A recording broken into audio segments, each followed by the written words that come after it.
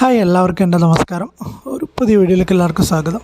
അപ്പോൾ തൊഴിലുറപ്പ് തൊഴിലാളികളെ അതായത് 100 ദിവസത്തിൽ കൂടുതൽ തൊഴിലെടുത്തവരുടെ കൂലി കുറേ കാലമായി പെൻഡിങ് നിന്നിരുന്നു. അപ്പോൾ ഇന്ന് വന്നു എന്നാണ് അറിയാൻ കഴിയുന്നത്. അപ്പോൾ ഇന്ന് എല്ലാവരുടെ ട്രൈബൽ പ്ലസ് അതായത് ST ഗുണഭോക്താക്കളുടെ 100 ദിവസത്തിൽ കൂടുതൽ തൊഴിലെടുത്തതിൻ്റെ കൂലി ഇന്ന് വന്നിട്ടുണ്ടാവുന്നത് ഇന്ന് അർദ്ധരാത്രിയോടുകൂടിയോ അല്ല നാളെ രാവിലെയോ നിങ്ങളുടെ അക്കൗണ്ടിൽ ക്രെഡിറ്റ് ആവുന്നതാണ്.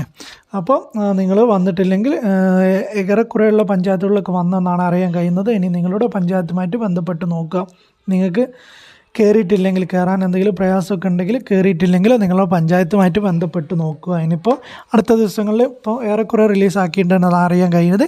എന്നിരുന്നാലും ബാക്കിയുള്ളത് അടുത്ത ദിവസങ്ങളിൽ തന്നെ റിലീസാക്കുമെന്നാണ് അറിയാൻ കഴിയുന്നത്. അപ്പോൾ തൊഴിലുറപ്പ് പദ്ധതി അവസാനിപ്പിക്കുകയാണ്. അതായത് മാർച്ച് 30 ഈ മാസത്തോടു കൂടി ജൂലൈ 1 മുതൽ പുതിയ പദ്ധതിയാണ്. അപ്പോൾ ജൂൺ 30 തൊഴിലുറപ്പ് പദ്ധതി, മഹാത്മാഗാന്ധി ദേശീയ ഗ്രാമീണ തൊഴിലുറപ്പ് പദ്ധതി എന്നുള്ളത് അവസാനിപ്പിക്കും. അപ്പോൾ ജൂലൈ 1 മുതൽ പുതിയ പദ്ധതിയാണ്.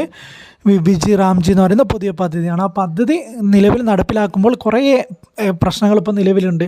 നിങ്ങൾക്കൊക്കെ ഇപ്പം പ്രവർത്തികളൊന്നും നടപ്പിലാക്കുന്നില്ല എന്ന് പല ആൾക്കാരും കമൻറ്റ് ചെയ്യുന്നുണ്ട്. അപ്പോൾ നിലവിൽ ആ പ്രശ്നങ്ങളൊക്കെ നിലവിൽ നിൽക്കുന്നുണ്ട്.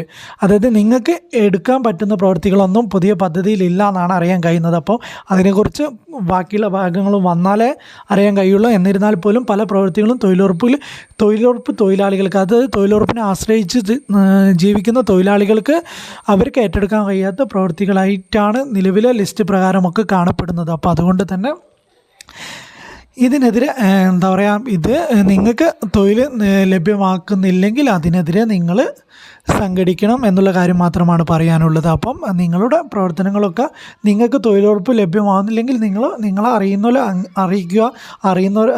നിങ്ങളുടെ വാർഡ് മെമ്പർ അയക്കും. നിങ്ങൾ ഏറ്റവും അടുത്ത ആൾ വാർഡ് മെമ്പറോട് സാഹചര്യം പറഞ്ഞ് മനസ്സിലാക്കുക. അതേമാതിരി വാർഡ് മെമ്പർ നിങ്ങൾക്കുണ്ടാകുന്ന പ്രശ്നങ്ങൾ നിങ്ങൾ വാർഡ് മെമ്പർ അറിയിക്കണം. വാർഡ് മെമ്പർ മുഖാന്തരം ഒരു പ്രതീക്ഷയും കിട്ടുന്നില്ലെങ്കിൽ അടുത്ത ഘട്ടത്തിലേക്ക് നിങ്ങളും കിടക്കണം. അപ്പം തൊഴിലുറപ്പ് എന്ന് പറയുന്നത് നിലവിൽ നടന്നു പോകുന്ന പോലെ തന്നെ നടത്താൻ സാധിക്കണം. അല്ലെങ്കിൽ തൊഴിലുറപ്പ് തൊഴിലാളികൾ തൊഴിൽ കിട്ടുന്ന രീതിയിലുള്ള പ്രവൃത്തി പുതിയ പദ്ധതിയിലും വരണം.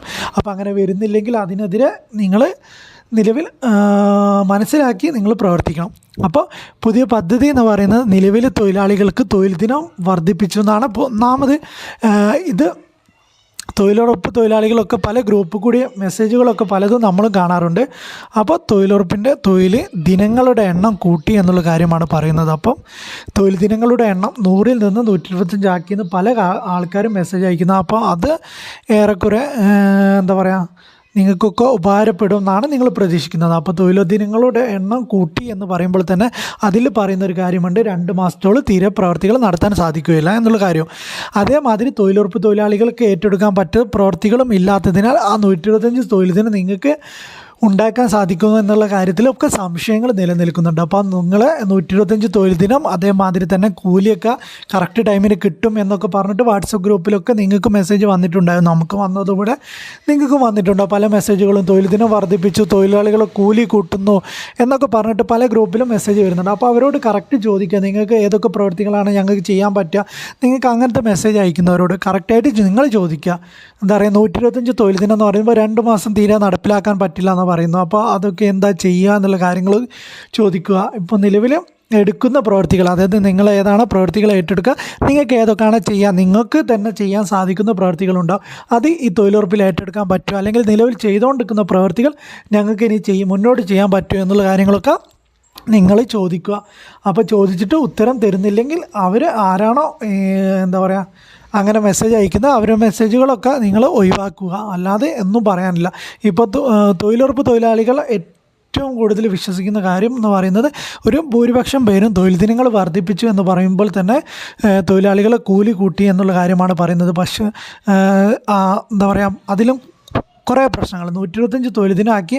അപ്പോൾ തൊഴിലാളികൾ കൂലി അതായത് വർഷങ്ങളിൽ കൂലി വർദ്ധിപ്പിക്കാറുണ്ട്. ഈ വർഷം മാത്രമാണ് നിലവിലെ തൊഴിലുറപ്പ് തൊഴിലാളികളെ കൂലി വർദ്ധിപ്പിക്കാതിരുന്നത്. അപ്പോൾ അത് വർദ്ധിപ്പിച്ചുകൊണ്ട് പുതിയ പദ്ധതി വരുമ്പോൾ ആ പദ്ധതി എന്താ പറയുക വലിയ കേന്ദ്ര സർക്കാർ എന്തോ തരുന്ന മാതിരി, അങ്ങനെയല്ല കേന്ദ്രത്തിൻ്റെ വലിയൊരു പദ്ധതി എന്ന രൂപത്തിലൊക്കെയാണ് തൊഴിലുറപ്പ് പദ്ധതിയെ മാറ്റിക്കൊണ്ട് ചെയ്യുന്നത്.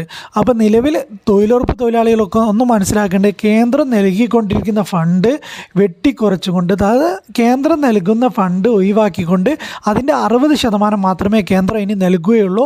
40% അതാത് സംസ്ഥാന സർക്കാർ എടുക്കണം എന്നുള്ള കാര്യമാണ് ഇതിൽ പറയുന്ന ഒന്നാമത്തെ നിബന്ധന. അതായത് 60:40 എന്ന ഘടന ഫണ്ടിൻ്റെ കാര്യത്തിൽ വരുത്തിയിട്ടുണ്ട്. അപ്പോൾ ഇതൊന്നും നിങ്ങളാരും അറിയാൻ പോകുന്നില്ല, നിങ്ങളെ അറിയിക്കുകയില്ല. ബാക്കിയുള്ള കാര്യങ്ങൾ കൂടുതലും പേരും പറയുന്ന ഒരു കാര്യം എന്ന് പറയുന്നത് തൊഴിൽ ദിനം 125 ആക്കി, അല്ലെങ്കിൽ തൊഴിലാളികളെ കൂലി കൂട്ടി എന്നുള്ള കാര്യമായിരിക്കും മെസ്സേജിൽ കൂടിയൊക്കെ വരുന്നത്. അതായത് നിങ്ങൾക്ക് സമയത്തിന് കൂലി നൽകും എന്നുള്ള കാര്യങ്ങളൊക്കെ ആയിരിക്കും വരുന്നത്. അപ്പോൾ നിലവിലെ സ്ഥിതി അനുസരിച്ച് 60% കേന്ദ്രം, അതായത് നിങ്ങൾക്കൊരു 369 കൂലിയാണെങ്കിൽ അതിൻ്റെ 60% കേന്ദ്രം നൽകി അതിന് 40% സംസ്ഥാന സർക്കാർ നൽകിയാൽ മാത്രമേ നിങ്ങൾക്ക് 369 കൂലി ലഭിക്കൂ. നിലവിലുള്ള കൂലിയാട്ടോ പറയുന്നത്. ഇനി മുന്നേ എത്ര ആവുന്നൊന്നും നമുക്കറിയില്ല. എന്നിരുന്നാൽ പോലും വർഷങ്ങളിൽ കൂട്ടുന്ന ഒരു കൂലി ഈ പുതിയ പദ്ധതിയിലേക്ക് വരുമ്പോൾ അതും കൂടുമെന്നാണ് അറിയാൻ കഴിയുന്നത്. അപ്പോൾ 40% സർക്കാരിൻ്റെ ഇതിലേക്ക് വന്നു. പക്ഷേ പദ്ധതികളുടെ കാര്യത്തിലൊന്നും തീരുമാനമെടുക്കാനുള്ള അധികാരം അതാത് സംസ്ഥാന സർക്കാരിന് കേന്ദ്രം നൽകിയിട്ടില്ല. അതായത് കേന്ദ്രം ഇപ്പോൾ ഏതെങ്കിലും ഒരു സംസ്ഥാനത്തിന് ഇന്ന പ്രവർത്തികൾ ഏറ്റെടുക്കാൻ പറ്റുന്നതാണ്, അത് എല്ലാ സംസ്ഥാനങ്ങളും ഏറ്റെടുത്തോളും. അല്ലാണ്ട് എന്താ പറയുക, കേന്ദ്രം അത് സംസ്ഥാനങ്ങൾക്ക് കുറേ എന്താ പറയുക സ്ഥലഘടന ഒക്കെ വെച്ചിട്ട് പല പരിമിതികളൊക്കെ ഉണ്ട്. അപ്പോൾ അതിൻ്റെ ഉള്ളിൽ നിന്ന് ഏറ്റെടുക്കാൻ പറ്റുന്ന പ്രവർത്തികളാക്കാൻ ആ സംസ്ഥാന സർക്കാരിന് സാധിക്കുള്ളൂ. അപ്പോൾ സംസ്ഥാനങ്ങൾക്ക് അതിനുള്ള അധികാരം നൽകണം, അതിന് നിലവിൽ നൽകിയിട്ടില്ല. സംസ്ഥാന സർക്കാരിന് നിലവിൽ ഒരു പ്രവൃത്തികളെ പറയുന്ന കാര്യത്തിൽ, പ്രവൃത്തികളെ കുറിച്ചുള്ള കാര്യത്തിൽ ഒരു അധികാരം നിലവിൽ നൽകിയിട്ടില്ല എന്നാണ് അറിയാൻ കഴിയുന്നത്. അപ്പോൾ നിലവിലെ പ്രവൃത്തികൾ ഏറ്റെടുക്കുന്ന കാര്യത്തിൽ, ഏതൊക്കെ പ്രവൃത്തികൾ ഏറ്റെടുക്കണം എന്നുള്ള കാര്യത്തിൽ സംസ്ഥാന സർക്കാരിനുള്ള അധികാരം നൽകിയിട്ടില്ലെങ്കിൽ കേന്ദ്രം നിഷ്കർഷിക്കുന്ന പദ്ധതികൾ പലതും നമ്മുടെ സംസ്ഥാനത്തിന് നടപ്പിലാക്കാൻ പറ്റാത്ത പദ്ധതികൾ. ഇപ്പോൾ നിങ്ങളൊക്കെ കണ്ടിരുന്നു, നിങ്ങൾക്കിപ്പോൾ തൊഴിലുറപ്പ് പ്രവൃത്തികൾ ഇല്ലാത്തതിൻ്റെ ഒരു കാരണം അതാണ്. അപ്പം നിലവിലെ ഫണ്ട് ഘടനയിൽ മാറ്റം വരുത്തിയത് കൊണ്ട് സംസ്ഥാനങ്ങൾക്ക് കറക്റ്റായിട്ടുള്ള അവകാശങ്ങൾ നൽകണം. 60:40 ഇതിൽ തന്നെ 2 കാര്യങ്ങൾ പറയുന്നുണ്ട്. ഒന്ന്, 2 മാസം തീരെ തൊഴിലുറപ്പ് നടപ്പിലാക്കാൻ പറ്റില്ല എന്ന് പറയുന്നുണ്ട്, അത് ഒഴിവാക്കണം എന്നുള്ള കാര്യമാണ് പറയുന്നത്. അടുത്ത കാര്യം എന്ന് പറഞ്ഞാൽ കേന്ദ്രം പറയുന്ന ഫണ്ട്, അതായത് കേന്ദ്രം ഇത്ര തൊഴിൽ ദിനങ്ങളെ കൈവരിക്കാൻ പാടുള്ളൂ എന്നാണ്. അതിൻ്റെ മുകളിലോട്ട് ഇപ്പോൾ 100 തൊഴിൽ ദിനമാണ് കേന്ദ്രം നിങ്ങൾക്ക് നൽകുന്നതെങ്കിൽ സംസ്ഥാനത്തിന് നൽകുന്നത് 101ാമത്തെ തൊഴിൽ ദിനം എടുത്താൽ ഒരു തൊഴിൽ ദിനത്തിൻ്റെ 100% ഫണ്ടും അതായത് സംസ്ഥാന സർക്കാർ വഹിക്കണം. അപ്പോൾ നിലവിൽ അതും ഒഴിവാക്കണം. നിലവിൽ നമുക്ക് എന്താ ചെയ്യാൻ പറ്റുമെന്ന് വെച്ചാൽ നമ്മൾ എന്താ പറയുക ചെയ്യേണ്ട കാര്യങ്ങൾ, അതായത് കേന്ദ്ര നിലവിൽ അതായത് സംസ്ഥാന ഗവൺമെൻറ് പ്രവൃത്തികളുടെ കാര്യത്തിൽ തീരുമാനം എടുക്കാനുള്ള കാര്യം 2 മാസത്തെ അവധി ഒഴിവാക്കണം. അത് എന്താ പറയുക, അത് വേണ്ടാന്ന് വെക്കണം. അതേമാതിരി തന്നെ നിലവിൽ എത്ര തൊഴിലത്തിനാണോ കൈവരിക്കുന്നത് വെച്ചാൽ അതിൻ്റെ എത്ര ആയിരുന്നാലും എത്ര ചിലവാക്കിയാലും അതിൻ്റെ 60:40 എന്ന ഘടനയിലേക്ക് കൊണ്ടുവരണം. ഇല്ലാതെ ഇപ്പോൾ കേന്ദ്രം എന്താ പറയുക, കേന്ദ്രം ഒരു രാഷ്ട്രീയ പാർട്ടി രാഷ്ട്രീയ പാർട്ടി ഭരിക്കുന്ന സംസ്ഥാനങ്ങൾക്ക് കൂടുതൽ തൊഴിൽ ദിനങ്ങളും അവരെ രാഷ്ട്രീയ പാർട്ടി അല്ലാതെ ഭരിക്കുന്ന സംസ്ഥാനങ്ങൾക്ക് കുറവ് തൊഴിൽ ദിനങ്ങളൊക്കെ നൽകുന്നതോടുകൂടി അത് ഒരു എന്താ പറയുക വലിയ മോശത്തിലേക്കായിരിക്കും വരിക. അപ്പം കേരളം പോലുള്ള കൊച്ചു സംസ്ഥാനങ്ങൾക്ക് തൊഴിലുറപ്പ് പദ്ധതി നല്ല രീതിയിൽ മുന്നോട്ട് കൊണ്ടുപോകുന്നുണ്ട് മനസ്സിലാക്കാം. നമുക്ക് ഇത്രയും കാലമായിട്ട് തൊഴിലുറപ്പ് പദ്ധതി പ്രവൃത്തികളൊക്കെ നല്ല രീതിയിലാണ് മുന്നോട്ട് കൊണ്ടുപോയത്. അപ്പം നമുക്ക് ഈ 3 കാര്യങ്ങളിൽ മാറ്റം വരണം. പ്രവൃത്തികളുടെ കാര്യത്തിൽ ഏറ്റെടുക്കുന്ന കാര്യത്തിലാണ് എന്താ പറയുക ഏറ്റവും പെട്ടെന്ന് തന്നെ മാറ്റം വരുത്തേണ്ടത്. അപ്പം അങ്ങനത്തെ കാര്യങ്ങളിലൊക്കെ ഇപ്പോൾ ഈ മാസം കഴിയാൻ പോവുകയാണ്. അടുത്ത മാസത്തിലാണ് നടപ്പിലാക്കുമ്പോൾ തന്നെ ഇതിനെതിരെ നിങ്ങൾ അറിയുന്ന പാർട്ടിക്കാരോടോ അല്ലെങ്കിൽ നിങ്ങൾ ഏറ്റവും കൂടുതൽ നിങ്ങൾ ബന്ധപ്പെടുന്ന വാർഡ് മെമ്പറായിരിക്കും. വാർഡ് മെമ്പറുടെ ചുമതലപ്പെടുത്തുക. പിന്നെ കേന്ദ്രം ഭരിക്കുന്ന പാർട്ടിക്കാരെ നിങ്ങളെ അറിവിലുണ്ടോ അല്ലെങ്കിൽ അവരുമായിട്ട് ബന്ധപ്പെടുന്നവരോ ആണെങ്കിൽ അവരുടെ ശ്രദ്ധയിൽ ഇത് പെടുത്തുക. അപ്പം തൊഴിലുറപ്പ് പദ്ധതി തൊഴിലുറപ്പ് പദ്ധതി നിലവിൽ എന്താ പറയുക നമുക്ക് എന്തോ ഒരു വലിയ കാര്യം ചെയ്യുകയാണ്. അതായത് തൊഴിൽ ദിനം കൂട്ടുകയാണ്, അതേമാതിരി തൊഴിലുറപ്പിൻ്റെ കൂലിയും വർദ്ധിപ്പിക്കുകയാണ്. അപ്പോൾ നമുക്കെന്തോ വലിയൊരു കാര്യം ചെയ്ത മാതിരിയാണ് നിലവിലെ വാട്സപ്പ് മെസ്സേജുകളും ബാക്കിയുള്ളതിലൊക്കെ കാണുന്നത്. അപ്പോൾ അത് നിങ്ങൾ കറക്റ്റായിട്ട് നിങ്ങൾ മറുപടി കൊടുക്കുക. അപ്പോൾ ചെയ്യേണ്ട കാര്യങ്ങൾ ചെയ്യുക. നിങ്ങൾക്ക് പറയാൻ പറ്റുന്ന സ്ഥലങ്ങളിലൊക്കെ ഇതിനെപ്പറ്റി അറിവുള്ളവർ, അത് നിലവിൽ തൊഴിലുറപ്പ് പ്രവൃത്തികൾ ഏറ്റെടുക്കുന്നില്ല, എന്താണ് കാരണം എന്ന് വെച്ചാൽ നിങ്ങൾ പഞ്ചായത്തിൽ അന്വേഷിക്കുക.